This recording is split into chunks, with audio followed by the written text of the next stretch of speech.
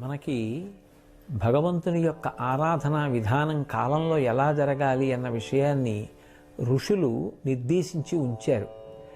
ప్రతి నెల కూడా చాంద్రమానాన్ని పాటించేటటువంటి సంప్రదాయంలో ఉన్న మనందరం మాస శివరాత్రి నిర్వహిస్తూ వస్తూ ఉంటాం.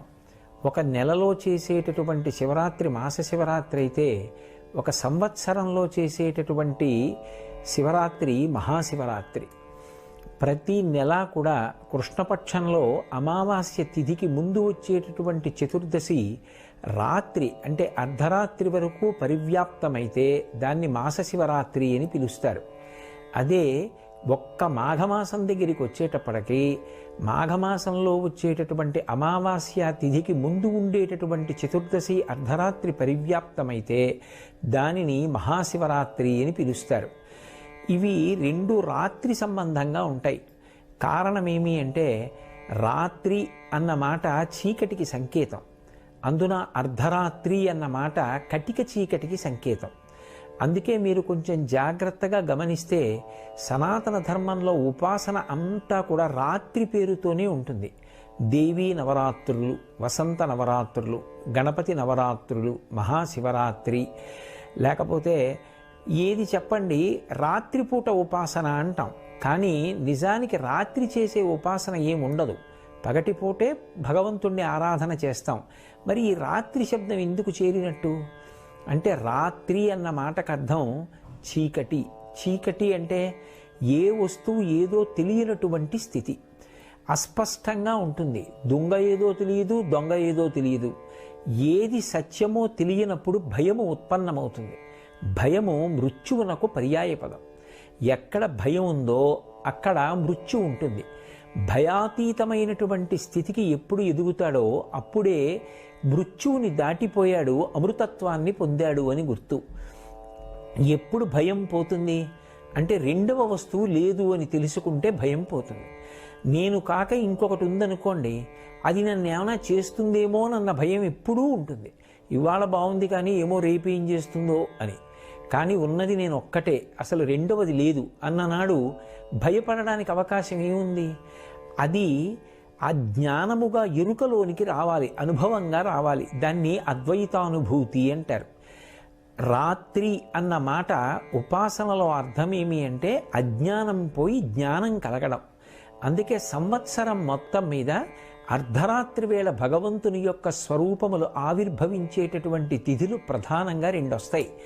ఒకటి శ్రావణ మాసంలో బహుళపక్షంలో అష్టమి తిథి నాటి అర్ధరాత్రి వేళ కృష్ణ భగవానుడి యొక్క అవతార స్వీకారం. ఎందుకు ఆయన శ్రావణ మాసంలో బహుళపక్షంలో అష్టమి నాటి అర్ధరాత్రే పుట్టాలి అంటే, శ్రావణ మాసం దక్షిణాయనంలో వస్తుంది.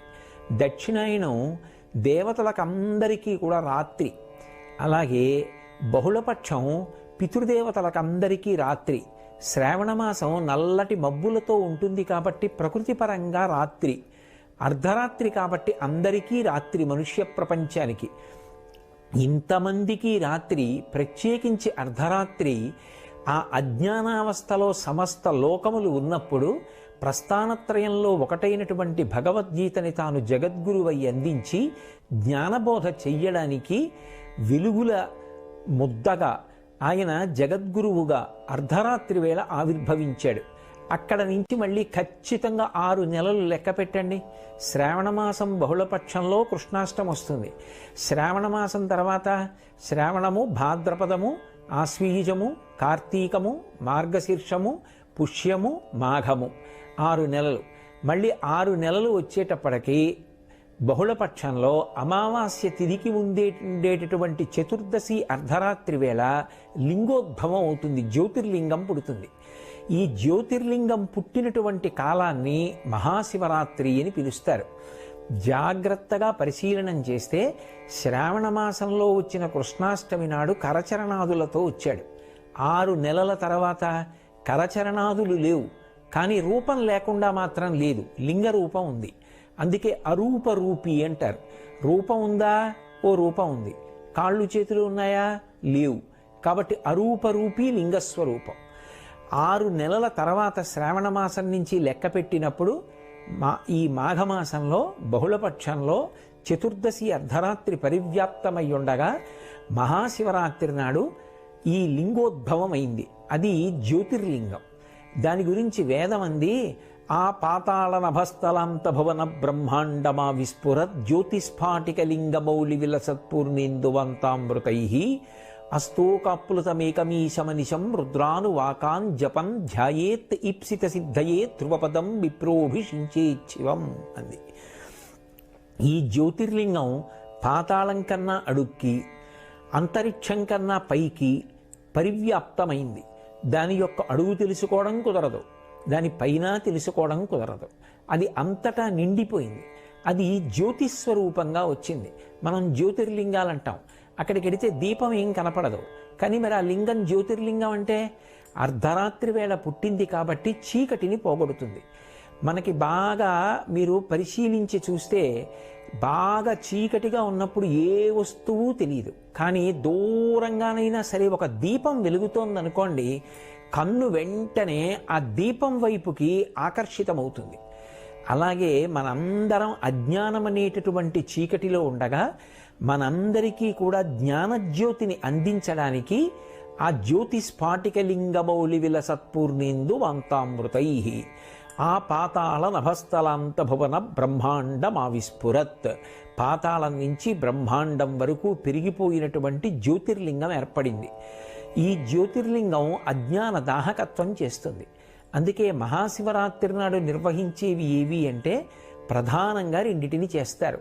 ఒకటి ఉపవాసం, రెండవది జాగరణం. ఈ రెండూ చెయ్యడంలోనే శివపూజ అంతర్లీనంగా ఉంటుంది. ఉపవాసము అన్న మాటకు అర్థం ఏమిటంటే, ఉప అంటే సమీపమునందు, వాసము అంటే ఉండుట. దేనికి సమీపమునందు ఉండుట అంటే భగవంతునకు సమీపమునందు ఉండుట. నేను ఇలా కూర్చున్నాను అనుకోండి, నాకంత దూరంలో కూర్చుంటే, ఒకరిక్కడ దగ్గరగా కూర్చుంటే, దూరంగా కూర్చున్న వాళ్ళకన్నా నాకు దగ్గరగా కూర్చున్న వాళ్ళు ఎక్కువ సమీపంలో ఉన్నారు. ఉపవాసము, భగవంతుడికి దగ్గరగా జరుగుతారు. ఎలా జరుగుతారు అంటే 5 జ్ఞానేంద్రియములను మార్చి మార్చి భగవంతుడి యందు ప్రవర్తింపచేస్తారు. కన్నుందనుకోండి, ఏదో కొంతసేపు భగవంతుని యొక్క రకరకాల మూర్తుల్ని చూస్తాడు.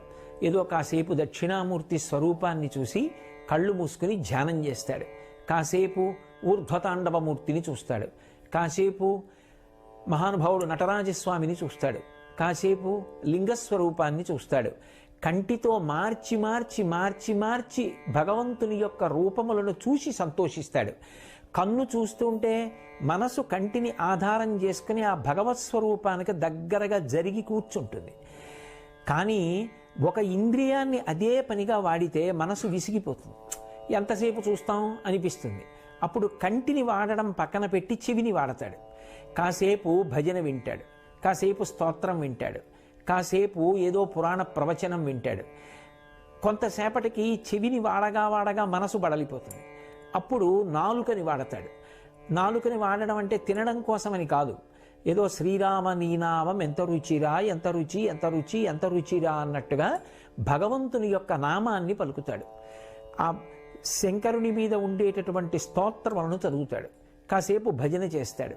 కాసేపు భగవంతుని యొక్క గీతములను ఆలాపనం చేస్తాడు. సంతోషపడతాడు. మళ్ళీ విసుగెత్తుతాడు. మళ్ళీ ఆ నోటిని పక్కన పెట్టి ఇంకొక ఇంద్రియాన్ని స్వీకరిస్తాడు. ఇప్పుడు ఏదో ఆ కన్ను అయిపోయింది, చెవి అయిపోయింది, ముక్కు. ఆ ముక్కుని ఆధారం చేసుకుంటాడు. భగవంతుని యొక్క శేషం తీసుకొస్తాడు. ఇదిగో ఇది ఈశ్వరుడి పాదముల మీద పెట్టి తీసినటువంటి నిర్మాల్యం. కళ్ళకద్దుకుని వాసన చూస్తాడు. తల మీద పెట్టుకుంటాడు. పొంగిపోతాడు. అలా ముక్కుని ఆధారం చేసుకుని భగవంతునికి దగ్గరగా జరుగుతాడు. మళ్ళీ ఇవన్నీ విసిగెత్తితే మళ్ళీ కంటిని మళ్ళీ తీసుకొస్తాడు. ఇలా ఇంద్రియములను మార్చి మార్చి మార్చి మార్చి భగవంతుడికి దగ్గరగా జరుగుతూ వెడతాడు. అలా జరగగా జరగగా జరగగా ఆయన యందే కరిగిపోతే భక్తి అంటారు. మీకు నేను ఒక ఉదాహరణ చెప్పాలి అంటే, పంచదార పట్టుకెళ్ళి నీళ్లల్లో వేసి తిప్పుతున్నాను అనుకోండి, కొంతసేపటికి ఇక పంచదార కనపడదు. పంచదార గుణము నీటిలోకి వెళ్ళిపోతుంది, నీరు తీయగా అయిపోతుంది. కానీ పంచదార ఏది అంటే కనపడదు. అదే నేను ఒక రాయిని తీసుకొచ్చి నీళ్లల్లో వేసి తిప్పాను అనుకోండి, ఎన్నాళ్ళు తిప్పినా రాయి రాయే, నీళ్లు నీళ్ళే.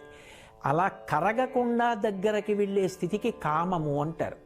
కామము గట్టి పడిపోయేటట్టు చేస్తుంది. నాకు ఇది కావాలి అని కోరుకుని ఒక వస్తువు నా చేత భోగింపబడాలి అనేటటువంటి ప్రయత్నంతో దగ్గరగా జరిగితే కామము ఘనీభవిస్తాడు.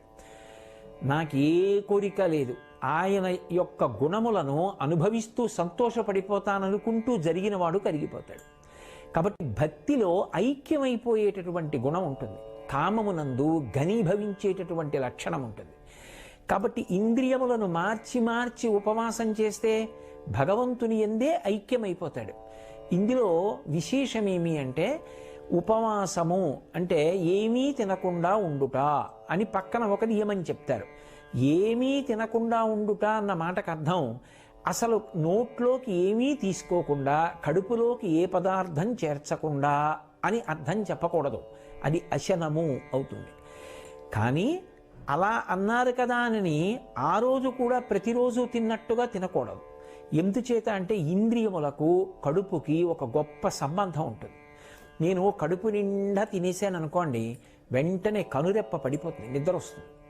అదే సాత్వికమైన పదార్థం కడుపులో పోసాను అనుకోండి, ఏదో ఒక్క గ్లాసుడు పాలు తాగాను, ఆ కాసిని పాలు తాగి భజన చేస్తూ కూర్చున్నాను అనుకోండి, కడుపు నిండిపోలేదు, కనురెప్ప పడిపోదు, ఇంద్రియములు సహకరిస్తాయి. ఇంద్రియములు సహకరించడానికి, శరీరం నీరసపడి పడిపోకుండా ఉండడానికి సాత్వికమైన ఆహారం, రజోగుణ తమోగుణ సంబంధం లేని ఆహారం ఏది ఉంటుందో అటువంటిది పరమ పరిమితంగా తీసుకుని భగవంతుని యొక్క గుణములయందు మునుక వెయ్యడానికి ఇంద్రియములను మనసుని సమాయత్తం చేసేటటువంటి ప్రక్రియకు ఉపవాసము అని పేరు. అంతేకాని అసలు తినడమా తినకపోవడమా అన్నది నిర్ణయించడం ఉపవాసం కాదు. ఎంత తిని భగవంతుని యందు అనురక్తం కావాలి అన్నదాన్ని జాగ్రత్తగా సమతౌల్య స్థితిని ఏర్పాటు చేసుకోవడం ఉపవాసం. ఈ ఉపవాసం మహాశివరాత్రి నాడు జాగరణం చెయ్యడానికి కూడా ఉపకరణం కావాలి. ఇప్పుడు ఉపవాసం అంటే భగవంతుని కన్నా దూరంగా ఉంటుందా ఉపవాసం? ఏమీ తినకుండా కూర్చుని అక్కర్లేని పనులన్నీ చేస్తూ కూర్చుంటే ఉపవాసం అవుతుందా? అవదు. పాలెందుకు తాగి కూర్చున్నావు అంటే ఏదో అక్కర్లేని విషయాలన్నీ మాట్లాడడానికి కాదు, ఆ రోజున ఇంద్రియములను మార్చి మార్చి భగవంతుని యందు మగ్నం అవడానికి, అది ఉపవాసం. ఇప్పుడు అసలు భగవంతుని యొక్క పూజ, ఉపవాసము రెండు వేరుగా ఎందుకయ్యాయి? ఉపవాసం ఉండి పూజ చేయండి అన్న మాట ఎలా వస్తుంది? ఈ పూజ చేసేవారు ఉపవాసం చెయ్యక్కర్లేదు అన్న మాట ఎలా వస్తుంది? రెండూ అసందర్భమే. ఉపవాసమే పూజ, పూజయే ఉపవాసం. దాని కొరకు ఆహార నియంత్రణము అంతర్భాగము. రెండవది జాగరణము. ఇది 365 రోజులలో 364 రోజులు అన్వయం కాదు, ఒక్క మహాశివరాత్రి నాడే అన్వయం. ఆ రోజు రాత్రి జాగరణ చేస్తారు. జాగరణ అన్న మాటకు అర్థం ఏమిటంటే తమోగుణమునకు వశపడకుండా ఉండడం, అంటే నిద్రపోకుండుట. నిద్రపోకుండుట అన్న మాటకు అర్థం కేవలం నిద్ర రాకుండా ఉండడం కోసమని మనసుకి ఎటువంటి ఉత్ప్రేరకాన్ని ఇవ్వాలో అటువంటి ఉత్ప్రేరకాన్ని ఇచ్చి తెలివిగా ఉండడం మాత్రం కాదు. నేను జాగరణ చేస్తున్నానండి అని చెప్పి వేదం ఎటువంటి పనులు చెయ్యకూడదని చెప్పిందో అటువంటి పనులు చేసి నేను తెలివిగా ఉన్నాను కాబట్టి నేను జాగరణం చేశానా అండి అంటే కుదరదు. జాగరణము అన్న మాటకు అర్థం ఏమిటంటే లోకమంతా నిద్రపోతోంది, అంతా నిద్రపోతోంది అన్న మాటకు అర్థం ఏమిటి? బడలికని తీర్చుకుంటున్నారు.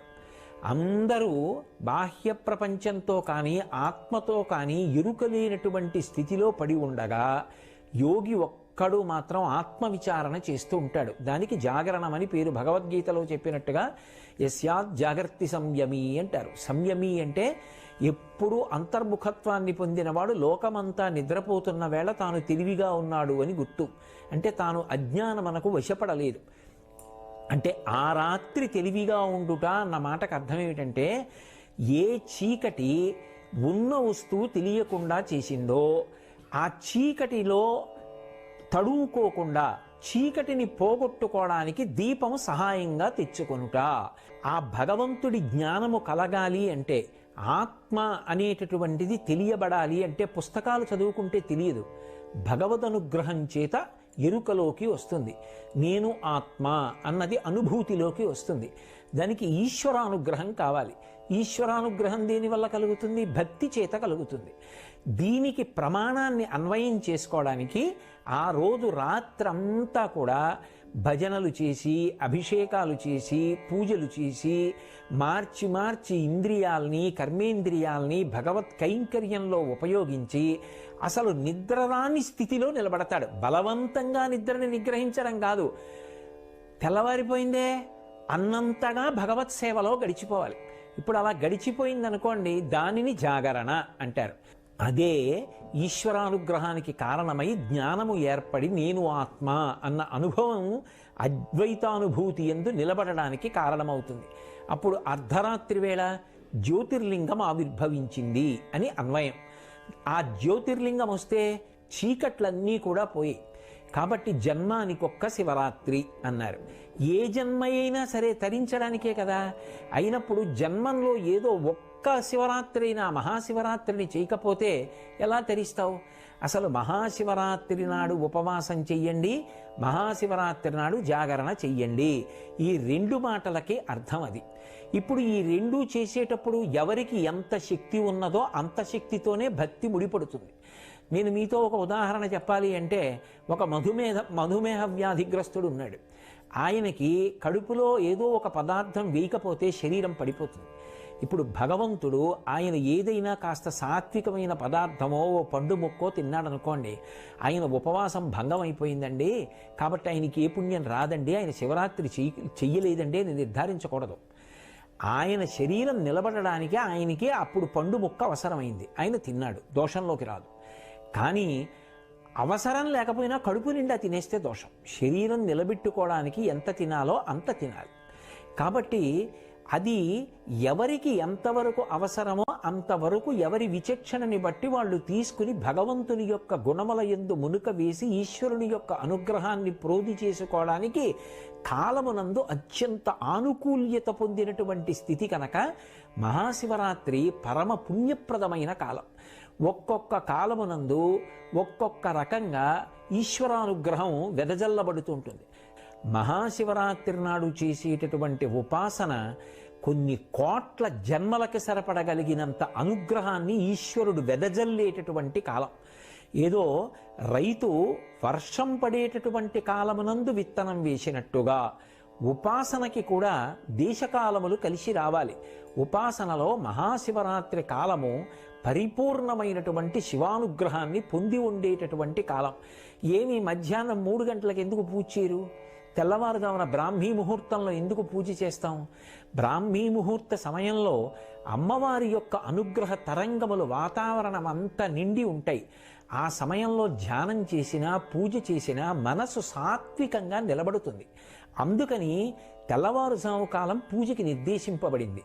అలాగే మహాశివరాత్రి ఒక సంవత్సరాన్నంతటినీ కూడా ఒక రోజుగా ప్రమాణంలో తీసుకుంటే అత్యంత పరిపుష్టమైన దైవానుగ్రహాన్ని వెదజల్లేటటువంటి కాలం.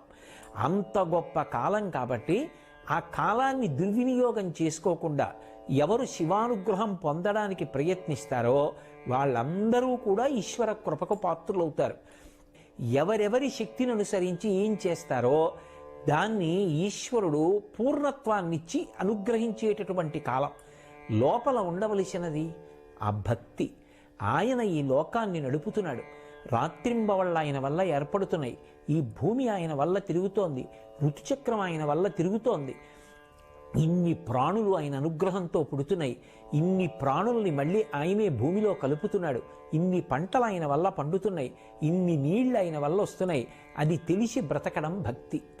ఆ భక్తికి విత్తనం వేసి అది అంకురంగా పైకి రావడానికి యోగ్యమైనటువంటి కాలం మహాశివరాత్రి కాలం. అందుకే దాన్ని దుర్వినియోగం చేసుకోకూడదు. జన్మానికి ఒక్క శివరాత్రి అన్న మాటలో హెచ్చరిక ఏమిటంటే, రే ఇంత పరమపుణ్యప్రదమైన కాలాన్ని పాడు చేసుకోకు. 364 రోజులు నీ భార్య బిడ్డల కోసం పరిశ్రమించావు, శాస్త్రం తప్పనలేదు. కానీ నీ కుటుంబంలో ఇంకొకడు కూడా ఉన్నాడు, జీవుడు. వాడు నీలో ఉన్న జీవుడు. ఇవాళ నీ భార్యకి భర్తవి, నీ బిడ్డలకి తండ్రివి. కానీ ఈ జీవుడు ఈ శరీరాన్ని విడిచిపెడితే ఇంకొక శరీరంలోకి ఎడతాడు. అప్పుడు కూడా భార్యాబిడ్డల్ని పోషించుకోవాలిగా. పోషించుకోవాలంటే ధనం కావాలిగా. ధనం పుణ్యం మీద ఆధారపడిందిగా. ఆ పుణ్యానికి పరిపుష్టమైన కాలము మహాశివరాత్రి. బాహ్యంలో శివానుగ్రహం చేత అందరూ సంతోషంగా ఉండాలన్నా, లోపల జ్ఞానము పండాలన్నా, మోక్షం పొందాలన్నా అన్నిటికీ యోగ్యమైన కాలం ఏది అంటే మహాశివరాత్రి. దాన్ని లౌకికానికి వాడకు. ఆ ఒక్కరోజు నీ కొరకు అని వాడుకో. ఆ పుణ్యం అనుషంగికంగా నిన్ను నీ వాళ్ళని కూడా కాపాడుతుంది. లోకమునకు శాంతినిస్తుంది. అందరూ సంతోషంగా ఉండడానికి జగత పితరవు వందే పార్వతీ పరమేశ్వరవు అంటాడు మహాకవి కాళిదాసు. జగత్తుకే తల్లిదండ్రులైనటువంటి పార్వతీ పరమేశ్వరులలో శంకరుడు లోకమునకు జ్ఞానం ఇవ్వడానికి జ్యోతిర్లింగంగా ఆవిర్భవించినటువంటి పరమోత్కృష్టమైన తిథి.